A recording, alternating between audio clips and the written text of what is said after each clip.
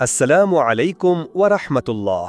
সম্মানিত দর্শক, একবার কল্পনা করুন তো, এমন একটি আমল যা করার সাথে সাথে আপনার জন্য ৭০,০০০ ফেরেশতা দোয়া করতে শুরু করে দেয়।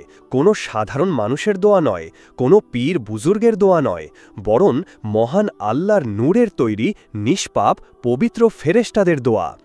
এমন একদল ফেরেশতা যারা কখনো আল্লাহর অবাধ্য হয় না, তাদের দোয়া কি আল্লাহর দরবারে কবুল না হয়ে পারে?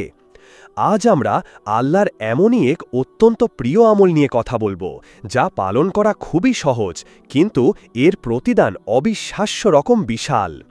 আমরা সবাই জীবনে চলার পথে করতে বা না করতে অনেক ভুল করি, গুনাহে লিপ্ত হই। আমাদের প্রত্যেকেরই আল্লাহর রহমত ও ক্ষমার তীব্র প্রয়োজন। আমরা চাই কেউ আমাদের জন্য দোয়া করুক, আর সেই দোয়া যদি হয় ৭০,০০০ ফেরেশতার, তাহলে তো কথাই নেই। তাহলে আর দেরি কেন? চলুন সরাসরি জেনে নিই সেই মহান আমলটি সম্পর্কে। এই আমলটি হল কোনো অসুস্থ মুসলমান ভাইকে তার অসুস্থতার সময় দেখতে যাওয়া। হ্যাঁ, আপনি ঠিকই শুনেছেন, একজন অসুস্থ ব্যক্তিকে শুধুমাত্র আল্লাহর সন্তুষ্টির জন্য দেখতে যাওয়ার মতো একটি সহজ ও মানবিক কাজের বিনিময়ে আল্লাহ এত বিশাল পুরস্কারের ব্যবস্থা রেখেছেন। এ বিষয়ে স্বয়ং রাসূল সাল্লাল্লাহু আলাইহি ওয়াসাল্লাম আমাদের সুস্পষ্ট নির্দেশনা দিয়েছেন। হজরত আলী রাদিয়াল্লাহু আনহু থেকে বর্ণিত, তিনি বলেন, আমি রাসূল সাল্লাল্লাহু আলাইহি ওয়াসাল্লামকে বলতে শুনেছি, যে কোনো মুসলমান সকালবেলা কোনো অসুস্থ মুসলমানকে দেখতে যায়, ৭০,০০০ ফেরেশতা বিকেল পর্যন্ত তার জন্য দোয়া করতে থাকে। আর যদি সে বিকেলবেলা তাকে দেখতে যায়, তাহলে ৭০,০০০ ফেরেশতা সকাল পর্যন্ত তার জন্য দোয়া করতে থাকে, এবং তার জন্য জান্নাতে একটি ফলের বাগান তৈরি করা হয়। জামে তিরমিজি, হাদিস নম্বর ৯৬৯। সুবহানাল্লাহ! একবার চিন্তা করে দেখুন, হাদিসটি কতটা পরিষ্কার এবং এর পুরস্কার কতটা লোভনীয়। আপনি যদি সকালে কোনো অসুস্থ ব্যক্তির খোঁজ নিতে যান, তবে সেই দিন সূর্যাস্ত পর্যন্ত, অর্থাৎ সারা দিন প্রায় ৭০,০০০ ফেরেশতা আপনার জন্য মাগফেরাত ও রহমতের দোয়া করতে থাকবে। আর যদি আপনি বিকেলে বা সন্ধ্যায় যান, তবে পরদিন সূর্যোদয় পর্যন্ত, অর্থাৎ পুরো রাত জুড়ে তারা আপনার জন্য দোয়া করবে। শুধু তাই নয়, বিশেষ পুরস্কার হিসেবে আপনার জন্য জান্নাতে একটি বাগান নির্ধারিত হয়ে যায়, যে জান্নাতের সামান্য একটু জায়গার মূল্য দুনিয়া ও এর মাঝে যা কিছু আছে তার চেয়েও বেশি। সেই জান্নাতে আপনার জন্য একটি ফলের বাগান তৈরি করা হবে।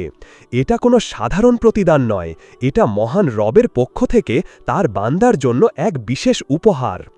এখন প্রশ্ন আসতে পারে, কেন এই আমলটি আল্লাহর কাছে এত প্রিয়?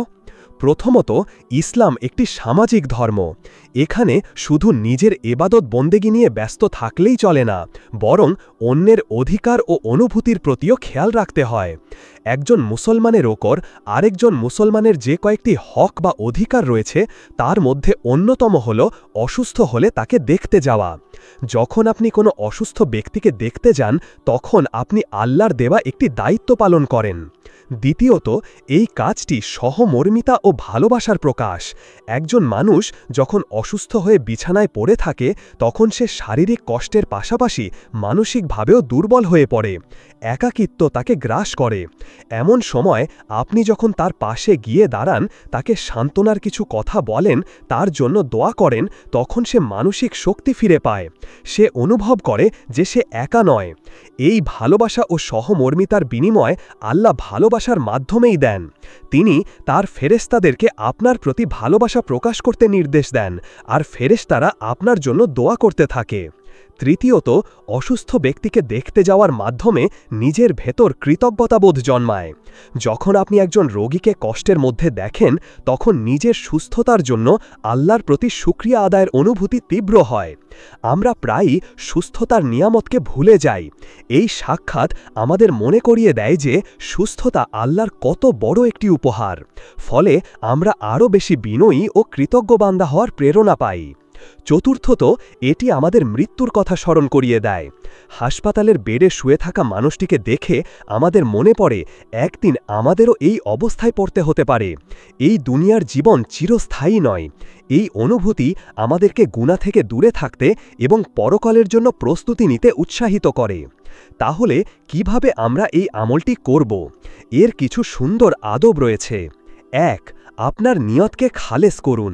শুধুমাত্র আল্লাহকে খুশি করার জন্যই অসুস্থ ব্যক্তিকে দেখতে যাবেন, কোনো দুনিয়াবি স্বার্থ বা লোক দেখানোর উদ্দেশ্য যেন না থাকে। একনিষ্ঠ নিয়তের ওপরই আমলের প্রতিদান নির্ভর করে। ২.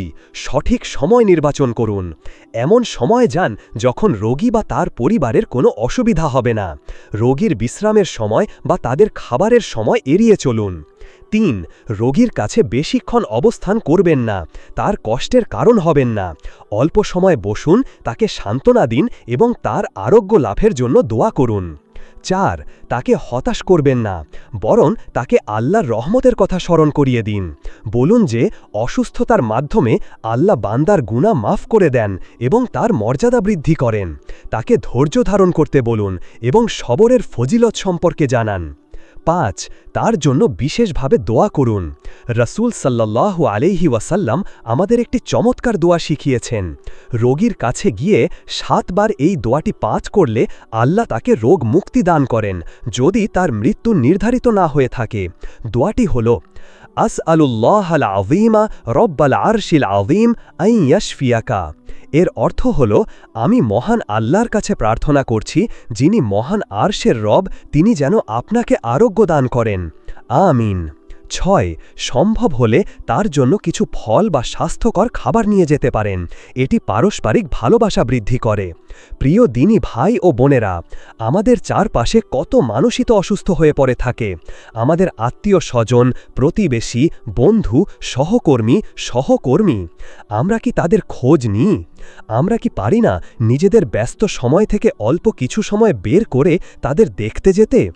একবার ভাবুন, আপনি মাত্র ১৫-২০ মিনিট সময় ব্যয় করে একজন রোগীকে দেখে আসলেন, আর এর বিনিময়ে হাজার হাজার ফেরেশতা ঘণ্টার পর ঘণ্টা আপনার জন্য দোয়া করছে, আর জান্নাতে আপনার নামে একটি বাগান তৈরি হয়ে যাচ্ছে।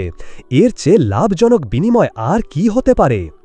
আসুন আমরা আজ থেকেই এই সুন্নাহকে পুনরুজ্জীবিত করার নিয়ত করি।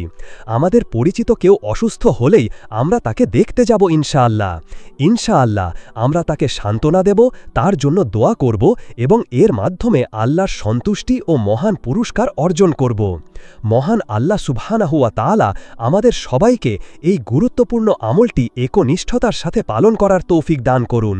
তিনি যেন আমাদের সকল অসুস্থকে পরিপূর্ণ সুস্থতা দান করেন এবং আমাদের সবাইকে তার প্রিয় বান্দা হিসেবে কবুল করে নেন।